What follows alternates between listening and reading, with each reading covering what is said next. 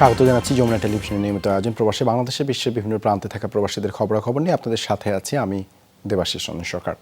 অনৈতিক কার্যকলাপে জড়িত থাকার অভিযোগে মালয়েশিয়ায় আটক হয়েছেন বাংলাদেশি সহ ৫৬ অভিবাসী। বুধবার রাজধানী কুয়ালালামপুরের ৫টি ম্যাসাজ পার্লার থেকে তাদের আটক করে পুলিশ। এক বিবৃতিতে বিষয়টি নিশ্চিত করে মালয়েশিয়ার ইমিগ্রেশন বিভাগ। এতে বলা হয়, স্থানীয়দের অভিযোগের ভিত্তিতে বুধবার বুকিত বিনতাংয়ের কয়েকটি স্থানে অভিযান চালায় ইমিগ্রেশন বিভাগ। যাচাই করা হয় ৯১ অভিবাসীর কাগজপত্র। এ সময় ম্যাসাজ পার্লারগুলো থেকে আটক করা হয় ৫৬ অভিবাসীকে। আটককৃতদের মধ্যে বাংলাদেশ সহ মিয়ানমার, থাইল্যান্ড ও সুদানের নাগরিক রয়েছে। ঠিক কতজন বাংলাদেশি আটক হয়েছেন তা এখনও জানা যায়নি। পরবর্তী ব্যবস্থা নেওয়ার জন্য বর্তমানে তাদেরকে বুকিত জলিল ইমিগ্রেশন ডিপোতে রাখা হয়েছে। ব্রিটিশ মন্ত্রিসভায় বাংলাদেশি বংশোদ্ভূত ২ এমপি স্থান পাওয়ায় যুক্তরাজ্যের বাংলাদেশি কমিউনিটিতে বইছে আনন্দের ধারা, যার ধারাবাহিকতায় প্রতিদিনই আনন্দ সভা আয়োজন করছে প্রবাসীদের বিভিন্ন সংগঠন। বঙ্গবন্ধুর লেখক সাংবাদিক ফোরামের উদ্যোগে পূর্ব লন্ডনের লন্ডন বাংলা প্রেস ক্লাবের মিলনায়তনে আয়োজন করা হয় আনন্দ সভা ও মিষ্টি বিতরণ কর্মসূচি, যার সভাপতিত্ব করেন সংগঠনের সভাপতি আব্দুল কাদির চৌধুরী মুরাদ। সংগঠনের সেক্রেটারি শাহ মোস্তাফিজুর রহমান বেলালের সঞ্চালনায় আয়োজনে অংশ নেন সিনিয়র সাংবাদিক, রাজনীতিবিদ সহ বিভিন্ন সামাজিক সংগঠনের সদস্যরা। উপস্থিত ছিলেন ইউকে বাংলা রিপোর্টার্স ইউনিটির সভাপতি ডক্টর আনসার আহমেদুল্লাহ, সিনিয়র সাংবাদিক মতিয়ার চৌধুরী, সিনিয়র সাংবাদিক নজরুল ইসলাম, ইউকে বাংলা রিপোর্টার্স ইউনিটির সাবেক সভাপতি শাহেদ রহমান, কামাল মেহেদি সহ আরও অনেকে। সভায় বাংলাদেশি বংশোদ্ভূত ২ নারী ব্রিটিশ মন্ত্রিসভায় স্থান পাওয়ায় উচ্ছ্বাস প্রকাশ করেন বক্তারা। বাংলাদেশ থেকে ৬ খাতের দক্ষ কর্মী নিচ্ছে ইউরোপের দেশগুলো। প্রাথমিকভাবে জার্মানি, ইতালি, গ্রিস ও রোমানিয়ায় ট্যালেন্ট পার্টনারশিপ কর্মসূচির আওতায় ৩,০০০ কর্মী যাওয়ার কথা। ২৭ দেশের জোট ইউরোপীয় ইউনিয়নের ঢাকা মিশন প্রধান বলছেন, বাংলাদেশিদের বৈধ পথে যাওয়াকে উৎসাহিত করবে এই কর্মসূচি। আপাতত ইউরোপের ৪ দেশ হলেও বাকি রাষ্ট্রগুলোও ভবিষ্যতে যুক্ত হতে পারে এই কর্মসূচিতে। ইউরোপ বাংলাদেশের লাখো মানুষের স্বপ্নের গন্তব্য। ভাগ্য বদলের আশায় অবৈধ পথেও জীবনের ঝুঁকি নিয়ে অনেকেই পাড়ি জমায় ইউরোপের দেশগুলোতে। অবৈধ এই অভিবাসন বন্ধে কঠোর অবস্থানে ইউরোপীয় ইউনিয়ন। ৭ দেশ থেকে দক্ষ জনশক্তি নিতে ২০২১ সালে ট্যালেন্ট পার্টনারশিপ কর্মসূচি হাতে নেয় ইইউ। সম্প্রতি বাংলাদেশেও আন্তর্জাতিক শ্রম সংস্থার সাথে এ কর্মসূচি বাস্তবায়নে চুক্তি করে তারা। এর আওতায় আগামী ৩ বছরে বাংলাদেশ থেকে দক্ষ শ্রমিক যাবে ইউরোপে।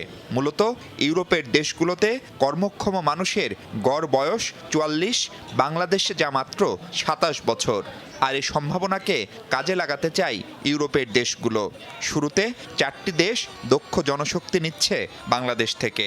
We need legal migration because we have a skill shortage, an aging population. ইউরোপে দক্ষ কর্মী খুবই প্রয়োজন। শুরুতে কয়েকটি দেশ শুরু করলেও ধীরে ধীরে ২৭ দেশই সম্পৃক্ত হতে পারে। ঢাকায় ইউরোপের মাত্র ৭টি দেশের মিশন আছে। বাকি দেশগুলোর দিল্লি মিশনের সাথেও কাজ করছি আমরা। ৩ বছরে যাবেন ৩,০০০ দক্ষ কর্মী। এজন্য প্রশিক্ষণ নিতে হবে আন্তর্জাতিক শ্রম সংস্থা আইএলওর তত্ত্বাবধানে।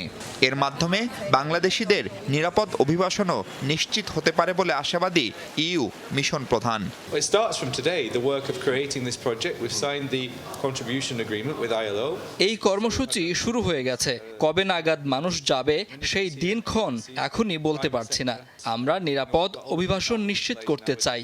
এর মাধ্যমে মানব পাচার প্রতিরোধও করা সম্ভব। It's really about building a firm foundation for sending people by legal pathways to Europe. জাহাজ নির্মাণ, বস্ত্র ও তৈরি পোশাক, তথ্য ও যোগাযোগ প্রযুক্তি, নির্মাণ, পর্যটন ও কৃষি, এই ৬ খাতে শুরুতে কর্মী পাঠাতে পারবে বাংলাদেশ। মাহফুজ মিশু, যমুনা নিউজ, ঢাকা। অল্পের জন্য প্রাণে বেঁচে গেছেন সাবেক মার্কিন প্রেসিডেন্ট ডোনাল্ড ট্রাম্প। নির্বাচনী সমাবেশে ভাষণ চলাকালে গুলি চালানো হয় তাঁকে লক্ষ্য করে। ডান কান ছিদ্র করে বেরিয়ে যায় একটি বুলেট।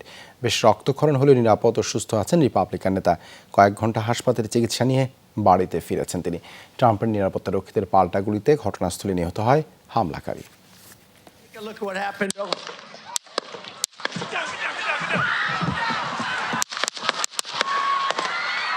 হাজারো মানুষের সমাবেশে হঠাৎই ছন্দপতন, বক্তব্যের মাঝেই গুলির শব্দ। মঞ্চের মেঝেতে শুয়ে পড়লেন সাবেক প্রেসিডেন্ট ডোনাল্ড ট্রাম্প। কয়েক সেকেন্ডের ঘটনাপ্রবাহে শুরুতে বোঝাই যায়নি কি ঘটল, পরে টের পাওয়া যায় বুলেট মাত্র 1 ইঞ্চি এদিক সেদিক হলেই ঘটতে পারত প্রাণহানি। কয়েক সেকেন্ডের ভেতর রক্তাক্ত অবস্থায় গার্ডদের নিরাপত্তা বলয়ের মধ্যে উঠে দাঁড়ান ট্রাম্প। পরে জানা যায় গুলিতে ছিদ্র হয়ে গেছে ডান কানের ওপরের অংশ।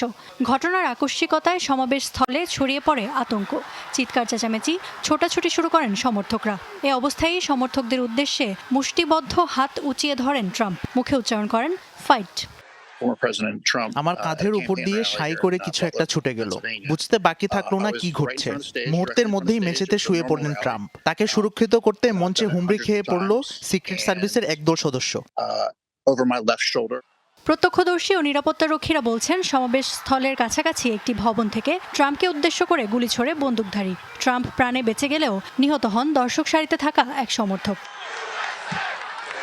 ট্রাম্পের নিরাপত্তার দায়িত্বে থাকা সিক্রেট সার্ভিসের গুলিতে নিহত হয়েছেন সন্দেহভাজন হামলাকারী। এই ঘটনাকে হত্যা চেষ্টা হিসেবে ধরে তদন্ত শুরু করেছে মার্কিন গোয়েন্দা সংস্থা FBI। লোকাল পুলিশ ও অন্যান্য গোয়েন্দা সংস্থার সাথে একসাথে কাজ করছি আমরা। হামলা মোটিভ খুঁজে বের করা এবং এর পেছনে কারা আছে তা জানাই মূল লক্ষ্য। সবই জানা সম্ভব হবে, তবে কিছুটা সময় লাগবে। ট্রাম্পের পরিবার জানিয়েছে কয়েক ঘন্টা চিকিৎসা নিয়ে হাসপাতাল থেকে ছাড়া পেয়েছেন ট্রাম্প। সুস্থ আছেন তিনি। নিজের সামাজিক মাধ্যম হ্যান্ডেলে পোস্ট দিয়ে তাৎক্ষণিকভাবে প্রয়োজনীয় পদক্ষেপ নেওয়ায় সিক্রেট সার্ভিস ও অন্যান্য আইন শৃঙ্খলা বাহিনীকে ধন্যবাদ জানান ট্রাম্প। জানান পূর্ব নির্ধারিত সূচি অনুযায়ী নির্বাচনী প্রচারণায় অংশ নেবেন। ইফাত খন্দকার, যমুনা নিউজ। সাবেক মার্কিন প্রেসিডেন্ট ডোনাল্ড ট্রাম্পের উপর হামলাকারীর পরিচয় প্রকাশ করেছে FBI। শ্বেতাঙ্গ ওই তরুণের নাম থমাস ম্যাথু ক্রুকস। এক বিবৃতিতে এই তথ্য জানিয়েছে মার্কিন গোয়েন্দা সংস্থা। জানায় হামলাকারীর বয়স 20 বছর, আততায়ী পেনসিলভেনিয়ার বেথেল পার্কের বাসিন্দা। এদিকে রাজ্যটির ভোটার তালিকায় বেথেল পার্কের ম্যাথু ক্রুকস নামে যার নাম নিবন্ধিত, তিনি ট্রাম্পের দল রিপাবলিকান পার্টির সমর্থক। হামলায় কোনো স্নাইপার রাইফেল ব্যবহার করা হয়নি। হামলাস্থল থেকে উদ্ধার করা হয় একটি AR-15 স্বয়ংক্রিয় রাইফেল। FBI জানায় প্রাথমিকভাবে ধারণা করা হচ্ছে ট্রাম্পকে হত্যাই ছিল আততায়ীর উদ্দেশ্য। তার গাড়িতে পাওয়া গেছে বিস্ফোরক পদার্থ, তবে এখনও হামলার সঠিক কারণ জানা যায়নি। সিক্রেট সার্ভিসের গুলিতে নিহত হন হামলাকারী। ডোনাল্ড ট্রাম্পকে লক্ষ্য করে এত কাছ থেকে আততায়ীর গুলি ছোড়ার পর প্রশ্নবিদ্ধ যুক্তরাষ্ট্রের নিরাপত্তা ব্যবস্থা। ট্রাম্প এবারের প্রেসিডেন্ট নির্বাচনের প্রার্থী, আবার সাবেক প্রেসিডেন্টও। রাষ্ট্রের সর্বোচ্চ নিরাপত্তা সুবিধাই পান তিনি। এরপরও জনসমাবেশে সবার সামনে তার উপর হামলার পর সমালোচনার মুখে পড়েছে দেশটির সিক্রেট সার্ভিস। নির্বাচনের আগে এই ঘটনায় চাপ বাড়বে বাইডেন প্রশাসনের উপর।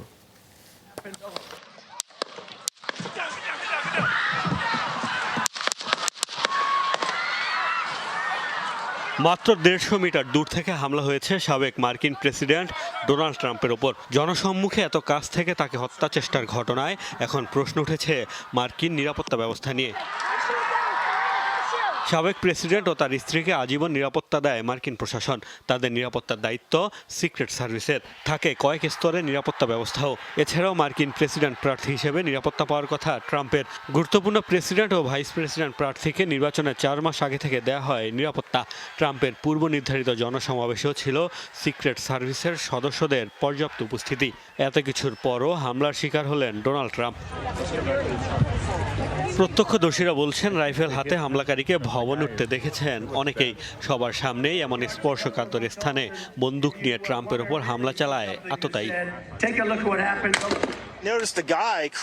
রাইফেল হাতে এক ব্যক্তিকে একটি বাড়ির ছাদে উঠতে দেখি আমি এবং আমার আশপাশে যারা বসেছিল সবাই উদ্বিগ্ন হয়ে পড়ে। ভাবছিলাম, আমরা দেখতে পাচ্ছি নিরাপত্তা রক্ষীরা কেন দেখছে না, ট্রাম্প কেন এখনো কথা বলছেন, কিন্তু আমাদের কিছুই করার ছিল না। বলা হচ্ছে নির্বাচনের আগে এমন ঘটনায় বেশ চাপেই পড়বে বাইডেন প্রশাসন। অবশ্য সমাবেশে কোনো নিরাপত্তার ত্রুটি ছিল কিনা তা তদন্ত করা হচ্ছে বলে জানিয়েছে FBI। ঘটনাস্থলে আমরা এখনো তদন্ত চালাচ্ছি। সেখানে কি ঘটেছিল, কিভাবে হামলাকারী প্রবেশ করলো, তার কাছে কি অস্ত্র ছিল, এসব কিছুই তদন্ত হবে। নভেম্বরে নির্বাচন। এর আগে নির্বাচনী প্রচারণায় এমন হামলার ঘটনায় সাধারণ মার্কিনীদের মধ্যে তৈরি হয়েছে উদ্বেগ। যদিও বলা হচ্ছে এই ঘটনার পর নির্বাচনী তৎপরতায় ব্যাপক জোরদার হবে নিরাপত্তা। মোস্তফা মাহমুদ, যমুনা নিউজ। 10টি দেশের অংশগ্রহণে 54টি চিত্রকর্ম নিয়ে টোকিওর কাহাল গ্যালারিতে অনুষ্ঠিত হলো 10ম কাহাল আন্তর্জাতিক চিত্র প্রদর্শনী। বাংলাদেশ ছাড়াও Bharat, Nepal, France, Belgium, Slovenia, Mongolia, যুক্তরাজ্য, আফ্রিকা সহ বিভিন্ন দেশের চিত্রশিল্পীরা অংশগ্রহণ করেন এই আয়োজনে। এবারে আয়োজনে সম্মাননা প্রদান করা হয় বিখ্যাত চিত্রশিল্পী মোস্তফা মনোয়ারকে। এছাড়াও পুরস্কৃত করা হয় বাছাইকৃত 8 চিত্রশিল্পীকে। কাহাল গ্যালারির কর্ণধার চিত্রশিল্পী কামরুল হাসান লিপুর সভাপতিত্বে এই আয়োজনের উদ্বোধন করেন জাপানে নিযুক্ত বাংলাদেশের রাষ্ট্রদূত শাহাবুদ্দিন আহমেদ। প্রদর্শনীতে অতিথি হিসেবে যোগ দিয়েছেন ডেপুটি অ্যাম্বাসেডর শাহ আসিফ রহমান ও Japan Bangladesh chamber of commerce and ইন্ডাস্ট্রির প্রেসিডেন্ট বাদল চাকলাদার সহ আরও অনেকে। আমরা বাংলাদেশ দূতাবাস বিদেশে বাংলাদেশকে প্রজেকশন করার যে কোনো উদ্যোগে সবসময় সাথে থাকে। এই গোষ্ঠী যেন বাংলাদেশের ভাবমূর্তি এবং বাংলাদেশ সুনাম অর্জন করার জন্য কাজ করে যায়, এই শুভকামনা রইল। আমাদের 10 কাল এক্সিবিশন, ইন্টারন্যাশনাল এক্সিবিশনে এবার 10টি দেশের মতো বিভিন্ন শিল্পী পার্টিসিপেট করেছে। সেখান থেকে আমরা 8 জনকে পুরস্কৃত করেছি এবং মোস্তফা মনোয়ার স্যারকে আমাদের কাল সম্মাননা দিয়েছি 2024-এ। গাজা উপত্যকার সুজাইয়া যেন পৃথিবীর বুকে নরক। ইসরায়েলি বাহিনী সরে যাওয়ার পর এলাকাটিতে দেখা মিলেছে ইহুদিবাদী সেনাদের ধ্বংসযজ্ঞ আর তাণ্ডবের চিত্র। ভগ্নস্তূপের নিচে যেখানে সেখানে মিলছে মরদেহ আর গণকবর। পানির উৎস থেকে শুরু করে ধ্বংস করা হয়েছে জীবন ধারণের জন্য প্রয়োজনীয় সব উপাদান। এ অবস্থায় সম্পূর্ণরূপে বসবাসের অযোগ্য হয়ে উঠেছে অঞ্চলটি। যেন রূপকথার গল্পের কোনো ভুতুরে নগরী। গাজার উত্তরাঞ্চলীয় এলাকা সুজায়ার চিত্র এটি। সব দিকেই ধ্বংসযজ্ঞের এমন ভয়াবহতা। গেল 2 সপ্তাহ ধরে এখানে অভিযান চালিয়েছে ইসরায়েলি বাহিনী। বুধবার অভিযান সমাপ্তের ঘোষণা দেয় তেল আবিব। সরিয়ে নেওয়া হয় ইসরায়েলি সেনাদের। এরপরই সেখানে প্রবেশের সুযোগ পান আন্তর্জাতিক গণমাধ্যম কর্মীরা। উঠে আসে ইসরায়েলি সেনাদের তাণ্ডবের ভয়াবহ দৃশ্য। ইসরায়েলি অভিযানের পর সম্পূর্ণরূপে বসবাসের অযোগ্য হয়ে পড়েছে অঞ্চলটি। ধুলোয় মিশে গেছে অঞ্চলটির 35% বাড়িঘর। থাকার অযোগ্য হয়ে পড়েছে 85% আবাসিক স্থাপনা। বিশাল ধ্বংসস্তূপের নিচ থেকে মিলছে দেহাবশেষ। এখন পর্যন্ত উদ্ধার করা হয়েছে 60 জনের মরদেহ। শঙ্কা, ভগ্নস্তূপের নিচে এখনও চাপা পড়ে আছেন অনেকে। চলছে উদ্ধার অভিযান। অভিযানের সময় পালিয়ে যাওয়াদের অনেকেই ফিরে এসেছেন আগের ঠিকানায়। খোঁজ করছেন প্রিয়জনের। মাথা গোঁজার স্থানটুকু মিলবে কিনা তা নিয়ে সংশয়ে পড়েছেন বেঁচে যাওয়া বাসিন্দারা। আমার 4 তলা বাড়ি ছিল, এখন সেখানে প্রবেশ করতে পারছি না। সবই ধ্বংসস্তূপে মিশে গেছে। সাথে করে কিছুই নিতে পারিনি। খাওয়ার জন্যও কিছু নেই। কোথায় যাব, কার কাছেই বা যাব? আর কিছুই বাকি রইল না। তার চেয়ে বরং নিউক্লিয়ার বোমা দিয়ে তারা সব শেষ করে দিক, আমাদের মুক্তি দিক। তারা আমাদের উপর মিসাইল দিয়ে হামলা করেছে। অনেকেই মারা গেছে, আবার অনেকেই আমাদের মতো পালিয়ে গেছে। যারা বাড়িঘর ছেড়ে বের হননি তারা তাদের বাসস্থানের সাথেই মাটিতে মিশে গেছে। 9 মাসের মধ্যে বেশ কয়েকবার অঞ্চলটিতে অভিযান চালিয়েছে ইসরায়েলি বাহিনী। ঘোষণা করে দেওয়া হয়েছে স্থান খালি করার নির্দেশনাও। এমনকি নির্ধারণ করে দেওয়া হয় পালানোর পথও। কিন্তু পলায়নরত সেই ফিলিস্তিনিদের ওপরই চলেছে নেতানিয়াহু বাহিনীর হামলা। বাস্তুচ্যুত হয়ে ঘুরছেন অঞ্চলটির প্রায় 1.25 লাখ বাসিন্দা। অভিযানের পর উপত্যকার তাল আল হাওয়া এবং আলসিনাতেও দেখা গেছে একই চিত্র। যদিও আইডিএফের দাবি হামাসের অবস্থান লক্ষ্য করে চালানো হয়েছে হামলা। কয়েকজন হামাস সদস্যকে নিশ্চিহ্ন করা সহ দাবি করা হয়েছে অন্তত 8টি টানেল ধ্বংসের। অনিক রহমান, যমুনা নিউজ। এই ছিল প্রবাসী বাংলাদেশে এতক্ষণ সাথে থাকার জন্য ধন্যবাদ সবাইকে।